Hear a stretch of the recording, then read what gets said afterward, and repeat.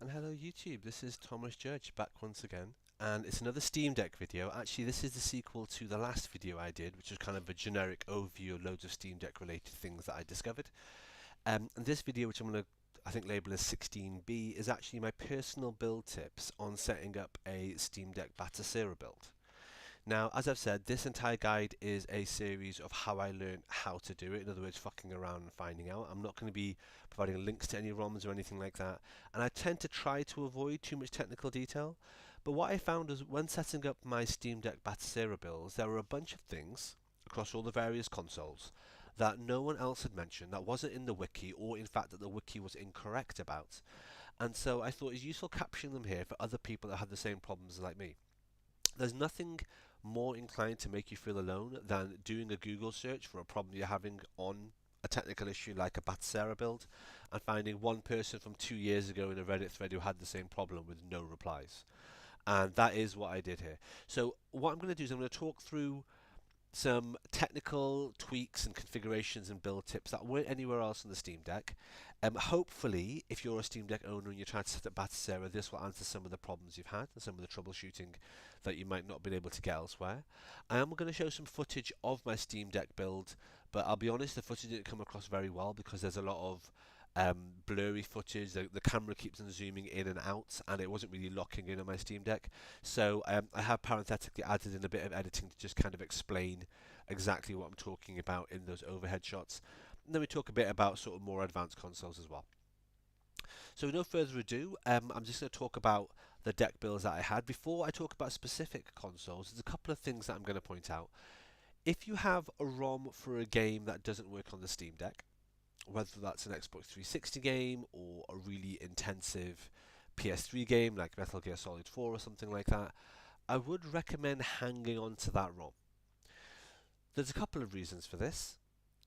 Firstly, you never know if a future version of Batacera on the Steam Deck will resolve that compatibility issue and will get that game working on the Steam Deck. And secondly, you might need that ROM for a future different version of hardware you have for a Steam Deck 2, or if you actually decide to set up a Batacera build on a more powerful PC that you might get. So it's always worth hanging on to ROMs, even if they're ROMs that don't currently work on Steam Deck Batacera. That's just a tip I would give you. The second tip I would give you is it's worth hanging on to ROMs for games that are available on Steam, or that might be available digitally only elsewhere. So a good example, for example, is Spec Ops The Line.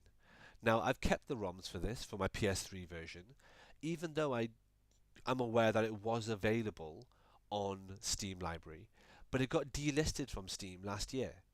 And you never know what other games that you have that you might enjoy. The examples I keep on using are things like Enslaved or Prince of Persia that are currently available on Steam, but who knows, maybe next year they'll randomly get delisted, and maybe next year it'll be even harder to get these ROMs from wherever you're getting them from if you haven't got the hard copies like me, where I can rip them from my discs.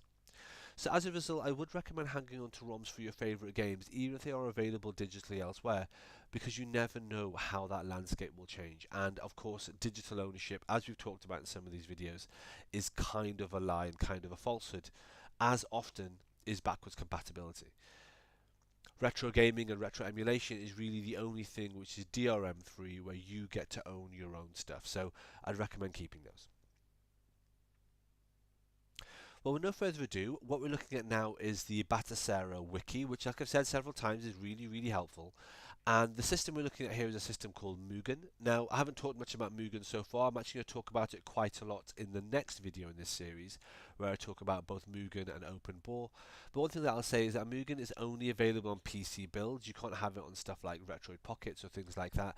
So it only works on PCs, or in fact the Steam Deck, or in fact any other Windows handheld, I guess. Your Mugen files should go in your Batacera folder, and they will work after some renaming. The wiki is quite clear as to how to rename them, so just follow the guidance there, and it works great.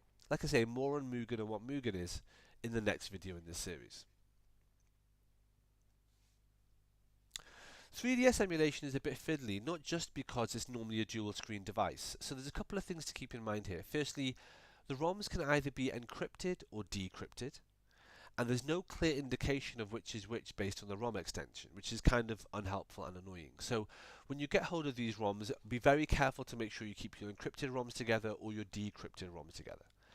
Now, Batacera does recommend working with decrypted ROMs only. However, actually all of mine are encrypted, and it's possible to configure Citra, which is the emulator, to use what are called AES keys to read those encrypted ROM files. To do this, you need to get hold of a text file of those AES keys and then save it in a specific place on the Steam Deck's configuration. Think of this as a second layer of BIOS. Do you know how you need BIOS to run particular games or all games on particular consoles? Well, you need the AES keys to run all decrypted 3DS ROMs. Alternatively, it's possible to use a decryption software, which totally makes sense if you'd rather do that and you can't find somewhere to get the AES keys.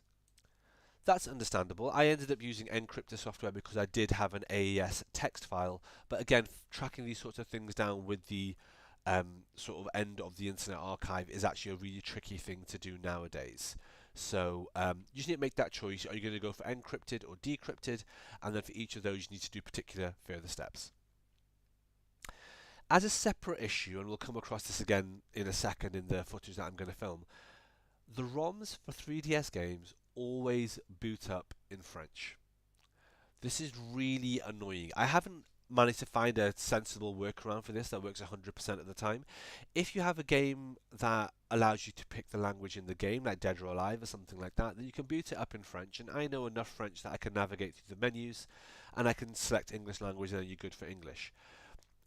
If a game hasn't got that option, then one way to avoid it is rather than picking a European ROM for your game, use a USA ROM, because normally USA ROMs are English only. That's not always the case, and I guess that's understandable given that Spanish is a major language in the USA, but most USA ROMs are English only. So if you have a game, so let's say you have a game X, and game X is a European ROM and is booting up in French, there's nothing you can do to configure it because it hasn't got that in the options menu.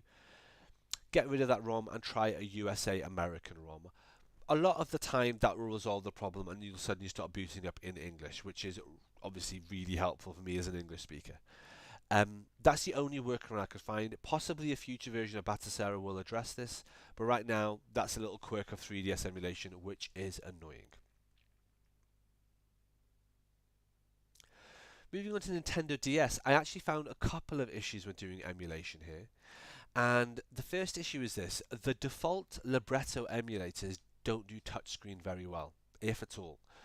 For touch game essential games, so games that really require touchscreen and controllers don't really work on them, then what you need to use, instead of the default emulator, which is the libretto ones built into RetroArch, you need to use the Melon DS emulator, which is also installed on Batacera.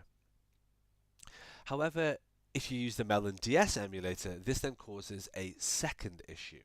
And that second issue is that the Melon DS emulator will often boot the game, you've guessed it, in French. Now there is actually a very comprehensive workaround for this. What you need to do is you need to set the game to boot in libretto Melon DS. So not the default libretto emulator, but libretto Melon DS. And then you need to set it to have the Nintendo DS boot up screen, which is sort of the legitimate like pre-game screen that boots up when you boot up your DS. You can go into the options and then set that to English. Once you've done that, you can carry on using whatever emulators you like, because that setting holds over for all the emulators on your Batacera build, which means you can go to using the pure Melon DS emulator and it will now boot in English because you've configured it at a basic level to use English instead of any other language.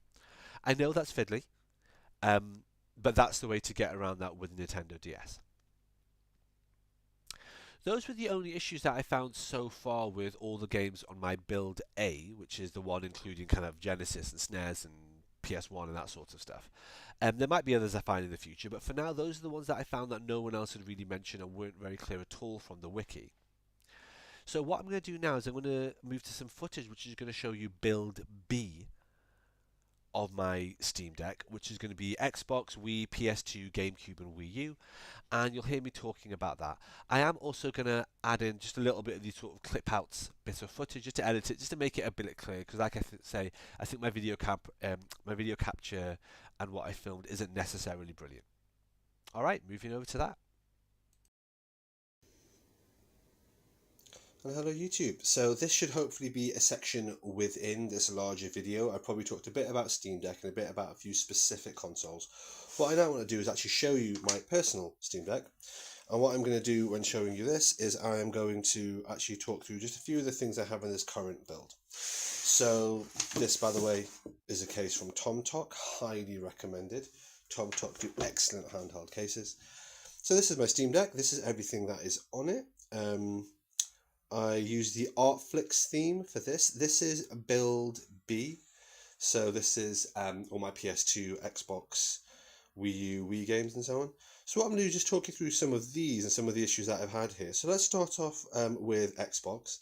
If I go into Xbox, you'll notice that, oh, it blurs a little bit.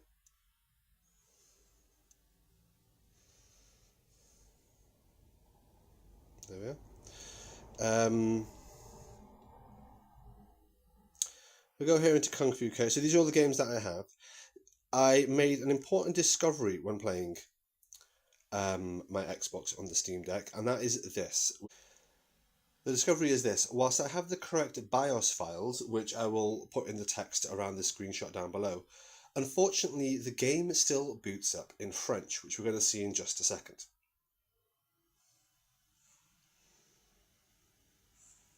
This game is made by Just Add Monsters, which is the game studio that eventually went on to become Ninja Theory, who did Enslaved and DMC and Hellblade and things like that. So this is actually a really cool game. It's great to have this in my collection. Obviously I have this physically as well, just become a massive fan. But if we go into it, what we'll find, as you'll notice there, it is in French. And it's in French with no option whatsoever to change, which is really, really, really annoying. So with that being the case, why is that the case? I'm just going to boot out by pressing these two buttons here. So as you can see, this is in French. I'm keeping this quite far down and flat on the table because I'm seem to be having zoom problems with the camera. I don't want things to be blurry. So as you can see here, the game itself is in French. Now, there's a couple of weird reasons for that. To start off with, the Batacera BIOS pack that I got from the Internet Archive did not have Xbox BIOS in there. So what I'm going to do is on the side of the screen, I'm just going to write down what the BIOS is and where you need to put it in, etc., etc. There's two BIOS files you need to include. Once you put those in where the BIOS is meant to go, which is clear in the Batacera wiki, then your Xbox game should boot up. However, the Batacera wiki is not perfect because to start off with, it specifically says that you can use .iso files. You can't. You have to use something called .xiso files. And once you boot it up and once you set it up, what you'll find is that some of the games, in this case Kung Fu Chaos, do play in French. Now the reason for that is to do with the particular BIOS files that you have. If you don't have the right BIOS files, if you don't have an English BIOS file, if you have a French BIOS file, then you end up booting it in French, which is what I've done here originally. This is an example that I'm showing you. Now there's two ways around this. Either you get a fresh BIOS, which you can rip from your physical console itself, or, well, you can try to get it from the Internet Archive, but that's not really an option anymore. Or alternatively, what you can do is something that I've hopefully mentioned earlier when it comes to 3DS emulation, which is that you can get a different ROM which only has English on it. So for example, if you get a ROM which is a European ROM, you're going to have a ROM that has a variety of things on there, including like French, Italian, Spanish and so on. Whereas if you get a USA ROM, because USA ROMs are English only because the USA is the USA, then what you can do is you can just install that and it will have no choice other than to be English. Now in a case like this, unfortunately I am using the European ROM, and as you can see it is showing that everything is in French, which is kind of annoying. In addition to that, what else can I say? On Xbox or original Xbox emulation, there is something called ZEMU compatibility list, and I'll show a picture of that here, or I'll drop a link in the chat or something. Basically, it's a really good compatibility list for all the Xbox games to show you what's compatible, what isn't compatible. Annoyingly, some of the games that I really wanted to play, like Quantum Redshift, aren't compatible, which is really irritating.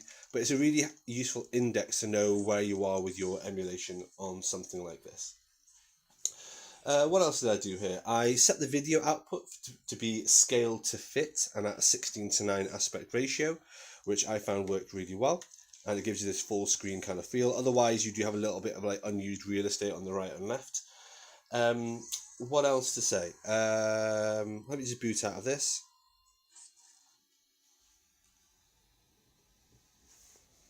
So one thing that I found on all of my Xbox games that have a first-person shooter setting, so Halo and things like that, is that for all of them, the camera kept on spinning all the time. And the way around this is if you go to, if you press the select button and you bring up the menu, and if you go to the main options menu here, I'm going to try and zoom in, fingers crossed it's not going to go a bit funny there. So you go to controller and Bluetooth settings, and here you see what I've done is rather than having it as the default, I've set it so that it's actually Steam Deck. And given that it's actually the Steam Deck, what you do is you map all the controls as per normal, so up, down, left, right, controller, A, X, Y, etc. But instead of having it as default, you put it manually as Steam Deck input, and that fixes it. Straightforward. So that was a problem that not only did I have on the Xbox, but I also had in some PS2 games as well. And we'll get into PS2 in just a second. Apologies that seemed a bit garbled. Again, I'm just going to reiterate here. Firstly, when you get a Batasera BIOS pack from the Internet Archive, it might be missing a key Xbox BIOS, which I'm showing on the screen here. In addition, make sure that the files you use are .xiso rather than .iso. Make sure you use the Zemu compatibility list found on this website here, which is really, really useful. Manually set your video outputs to scale to fit and then to 16:9 aspect ratios. That's if you want to use up all your screen real estate. I'm aware this isn't authentic emulation. Some of the games play in French. We've seen this with the 3DS example I just talked about. So unless you can correct that by correcting your BIOS, and I've tried that 15 different times and gotten nowhere, then what you need to do is get a different ROM that only has English language on it. And finally, every FPS of you games seem to have this constant spinning controller problem with the input. This also applies to PS2, but the way to fix it is by remapping the controls on the main options menu, not just for the Xbox emulator, but for everything on the deck. Remap it as the normal deck buttons and then set it so that it is Steam Deck rather than as default. Alright, hopefully that helped. So looking at PS2, as you can see here, I'm going to keep this down here just so it doesn't go all blurry and strange. As you can see here with PS2, if I scroll through, all right, I'm going to drop that. As I scroll through, I've got loads of PS2 games. They all work perfectly, they're great. The only problem that I would say that you might have is exactly what I've just mentioned about the controller mapping. Sometimes for FPS games, the controllers, for some reason, is constantly spinning to the left or the right. There were a few Reddit threads where people were also having a similar problem, so it's not just me having this issue with the Steam Deck, but the solution isn't one that was on Reddit, it wasn't one that was on the internet anywhere, I worked it out myself. What you have to do is, as I just showed, you have to manually map it and then force it to use Steam Deck controls rather than default. The only other thing I would say, and again no one else has mentioned this, is that when you have PS2 games, every time you open up a PS2 game, what it will do is it will build you a virtual slot in your virtual memory card. That's fine. However, your virtual memory card is only 8 megabytes. Obviously, I've got a terabyte of memory on here, but Batasera is designed to make an 8 megabyte memory card, which means that after you've opened about 20 or 30 games and you started playing them, then your memory card is actually full. And what you need to do is go and delete your memory card in order to carry on playing and saving games. This is really, really annoying.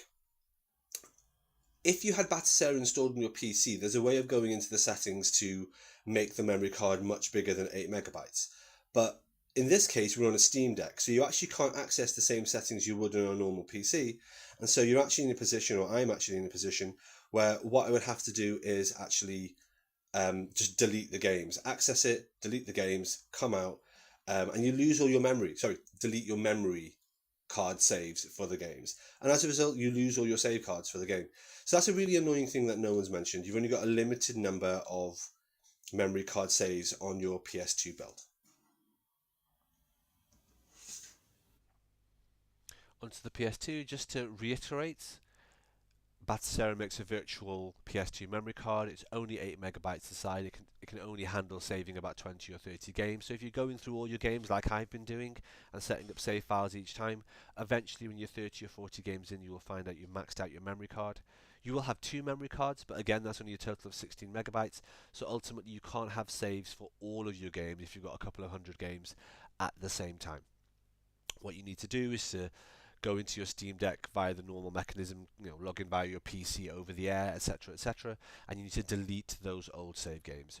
Really annoying, really frustrating. I don't know if there's a way around it on Steam Deck Batocera to increase that memory card size configuration.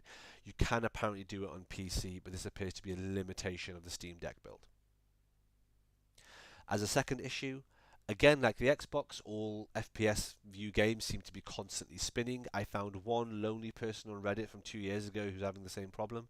He asked for help and got lots of like random unhelpful chops from people on the thread.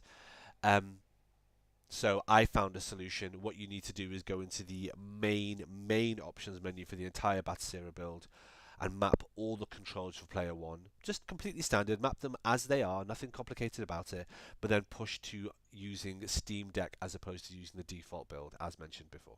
Again, it solved it for the PS2, it solved it for the Xbox. I'm very happy that I did that. No side effects or anything that I hadn't expected, so I'd recommend for everyone to do that. Okay, the last one I want to speak about here, Wii U, really straightforward. The games either work perfectly or they don't work.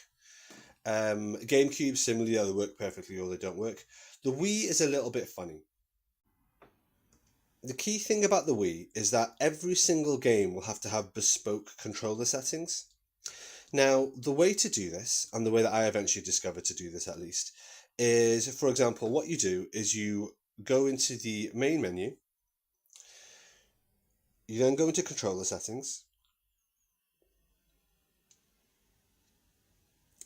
Actually, you don't even do that. Sorry, apologies. What you do is you hold down the A button and you bring up the bespoke menu for the individual game. The menu that I just showed you by pressing the select button would apply to every single game on the deck or every single game in that particular emulator. But for the Wii, you need to do it on a game-by-game basis. So what you do is you go to Advanced Game Options, then you go down to Controllers, and here you'll see what I've done is I've emulated my Wiimote, so that's now on. Once I've emulated my Wiimote, you then configure the settings to be exactly what you need. Now here I picked Wiimote, Sideways and Nunchuck because the conduit requires that. But these are all the various options that you have. Classic controller is obviously perfect because it basically means you can just use the normal buttons you see here. But for some of them, you have to use these other options like Wiimote Sideways or emulating the tilt or the swing. Again, the Wikipedia is, the Batocera wiki is really, really useful for this. But that is a key for every single Wii game. You will need to set an individual setting for the individual controls for every single one of them. Some of them can use classic controller, some of them need Wiimote and swing, some of them need Wiimote and tilt, etc, etc. Oh, sorry, it's been blurring again. So that's what I would recommend with the Wii. That's the kind of bespoke thing. Unfortunately, there's no list anywhere on the internet. I couldn't find an index or a guide or a compatibility list explaining exactly how to configure every single game. The best way to do it is to go online, check on YouTube, and see who has configured what games in what particular ways. You really best just type in the game that you want to hear. For example, you would type in something like Fast Racing League, Wii Emulation, Batocera configuration, and you would find that, and hopefully someone's got a video on there going into it in specific detail. I didn't bother too much with that. What I did is actually booted up every single game, and I worked out what controls it needed, and then I mapped it accordingly.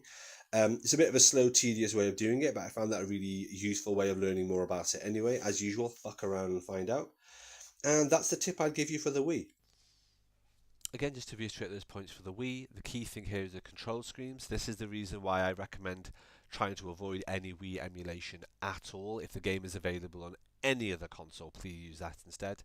But if it's a Wii exclusive game, then there's an issue where with the controllers, you go into the controller settings for the Wii emulator. I'd recommend doing that on a game by game basis because each game will have different controls. Remember to activate the setting that says emulate Wiimote, and then the various options, pick the version that you need. The best way to do this I found is to boot up the game, and it will say to you this game needs a nunchuck, or this game needs this, or this game needs that, or this game works with a classic controller, and you can pick it that way, and then you can try the game with that. That is the best and simplest way to emulate with Wii. I haven't got that to work with all games. A couple of games require further configuration that I haven't quite got to the bottom of yet. But there's stuff on the Batasera wiki about it, and I'm still fucking around and finding out on this very, very complex area. Other than that, like I said, GameCube, Wii U, they seem pretty straightforward. Wii U compatibility is pretty good, all things considered. PS2, as I said, there's the memory card issue, and then there's the whole thing about it's constantly spinning in first person.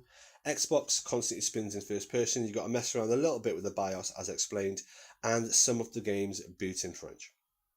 So this is my tier B, or my build B rather, showing just these games. It's about a terabyte of games.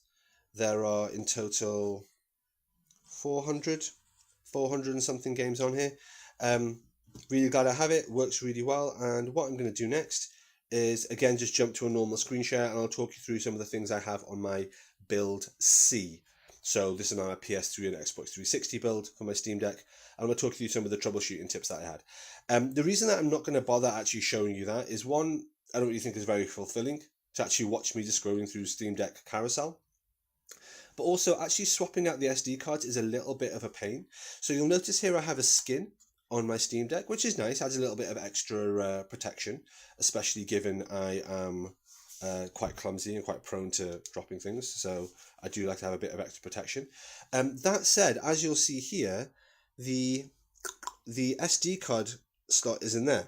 Now, if I try to pop that out now, it only comes out a millimeter or so you can't actually grab it because the skin's in the way, because the skin adds that extra level of thickness. So actually swapping out an SD card is a bit of a pain in the neck. What I used to do was take the skin off and swap it out that way, but that actually was a bit of a pain, didn't like doing that.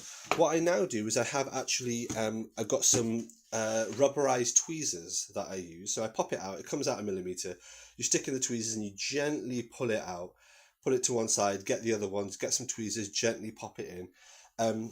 I am aware that I treat my Steam Deck very, very carefully, and I do act like I'm diffusing a bomb when I'm doing things with it. But that's just a little tip in terms of how the skin works. With this skin, you can fit it in the case, which is fantastic.